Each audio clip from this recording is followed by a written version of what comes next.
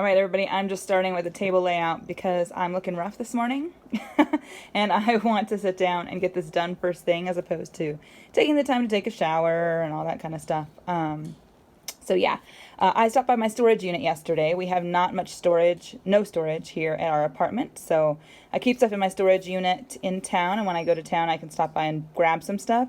So I just grabbed some stuff that I haven't used in a long time out of my unit yesterday. Some more acrylic paint mixed with Flow Aid and water. I got my chalk pastels. I got my Incredible inks, which I have not used. I love, love, love these inks by Jane Davenport. And then a couple other brushes that had been sitting in. I've also got my Catalyst scraper, just for fun. We'll see if I end up using it today. And coffee. Good morning, Ronan. Good morning, Ronan. Good morning, Stucky. Good morning. I've got my company for the morning right there. Okay, so I'm just going to show you the last couple of days. This was a couple days ago. This was the last one that we did where I was using tape to mask off bits of the page. And then today's is a fresh, empty spread. So I'm pulling up my water here so I can start to activate my gouache. As I mentioned before, it's always fun to see if you have a watercolor set or a gouache set, which colors you end up using the most and which you end up refilling the most. Mine is usually the yellow, like yellow and pink. So I am feeling like starting out with some pastels. I haven't used these in a long time. I used to use them a lot on my larger canvases. And I just love the texture. I love the feeling of them as I am scribbling on paper. And I felt like bringing out something new. You know, I've kind of been using the same supplies for the duration of this self-imposed challenge exploration journey. So just adding some more here, and then I'm feeling like adding this one as well.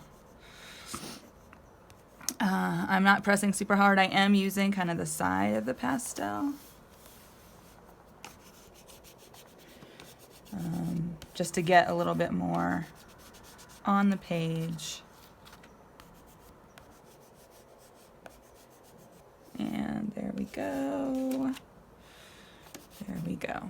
All right, so now I'm feeling drawn to get out my water-soluble graphite, which is over here, and also add some of this graphite into the mix. And I've been doing a lot of clearing. I mentioned, I think that I started the first program course that I have done in years, probably in like 4 years, a couple weeks ago, going into triggers and shadows, and it's called Shadow Alchemy. And so I've really been, ooh, look how juicy that is.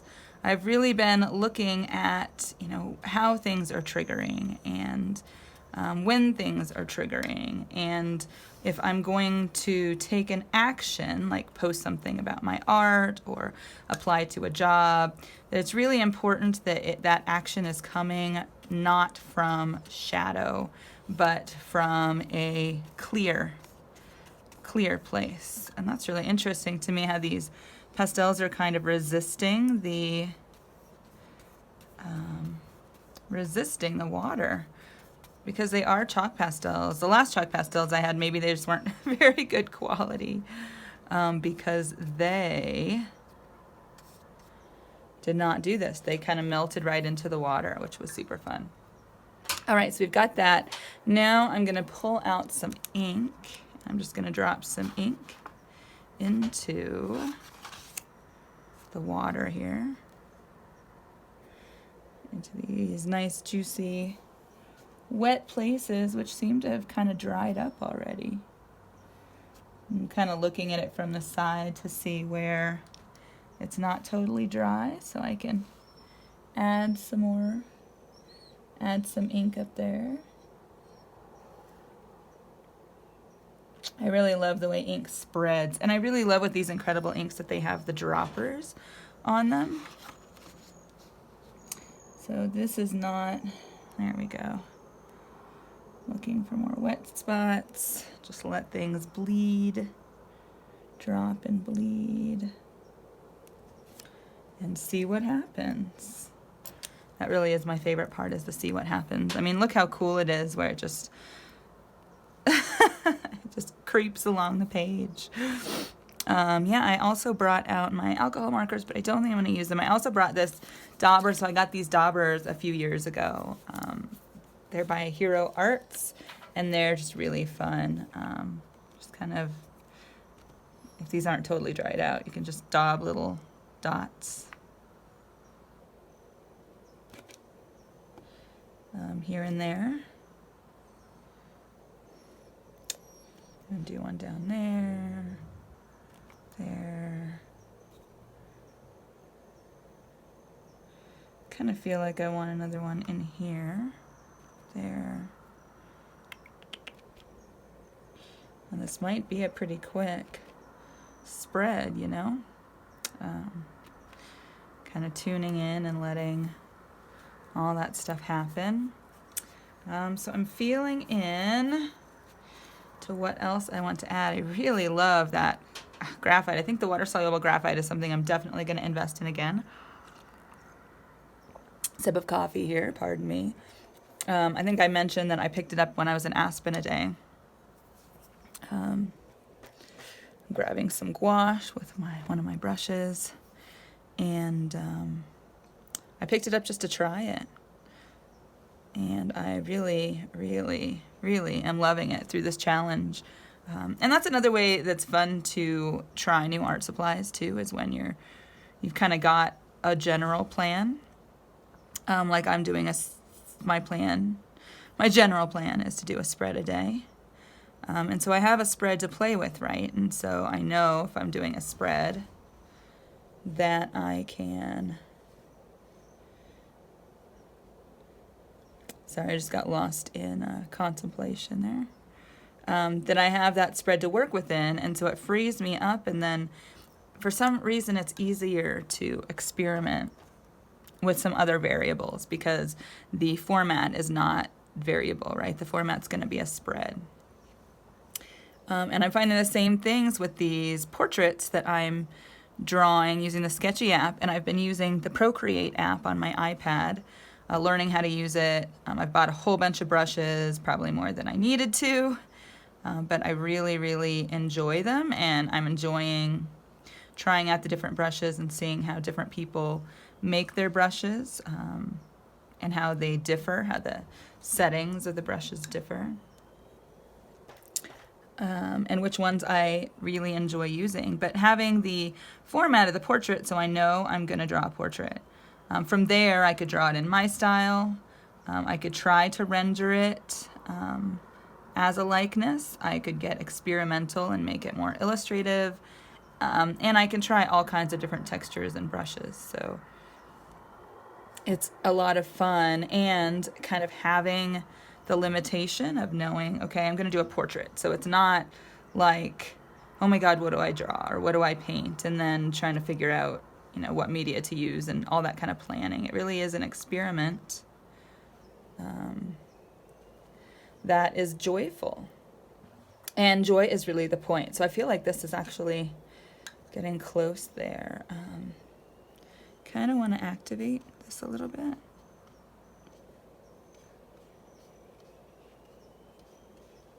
And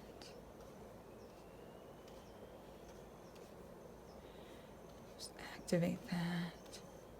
See, now I'm just kind of getting introspective and thinking to myself. Yeah, so that is a lot of fun. And once again, I had absolutely no plan when I sat down. Sometimes I do find that if things have started to get a little bit similar, I mean, some of my spreads are a little bit similar in terms of marking or layout, and that's totally fine because, again, the idea here is to really tune in and play and express ourselves and find our own unique expression and start to notice a pattern, start to open up into new supplies, maybe new methods of creating, new marks, and still mixing in what you're most comfortable with. So don't feel a need to stray from what you're comfortable with.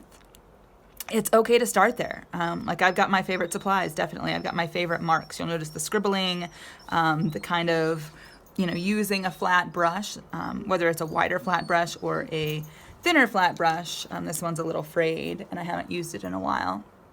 And I haven't just because I've been wanting to cover more of the spread and really challenge myself to work in a bigger format than a tiny little sketchbook.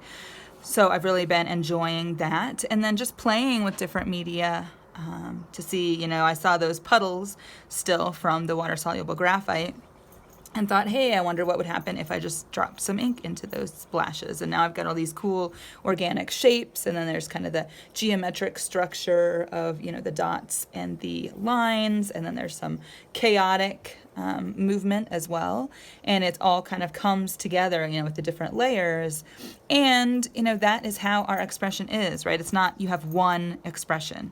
You have many shades and many ways of expressing, and at the core, all of it should be you, your authentic expression. And so it's okay to express in many different ways if you are expressing authentically and being genuinely you and really allowing who you are energetically, those frequencies, those codes that you hold that activate others. They can only activate others when you are allowing them to come through without distortion, without kind of the shadow and the self-consciousness and the trying to get a result, the agenda, or the copying somebody else, like, oh, that was successful, let me just do that so I can be successful too. Well, if that's not your authentic expression, then it is not going to last. And really, what is the fun in pretending to be somebody else when you are here and you've got your own magic to share? So we'll just go ahead and flip you backwards through the different spreads. In case you are sporadically catching these and haven't yet made it a daily practice, I am feeling like I might do a continuation of this journey when I'm done and go back and feel into maybe or maybe not adding something to the spreads. Or maybe do kind of a progressive journey where, we work on the same spread for several days or several sessions, just to see how it evolves. Because maybe I will keep these, I'm feeling kind of like maybe I do want to keep these as a documentation of this journey in their pure, one per day form.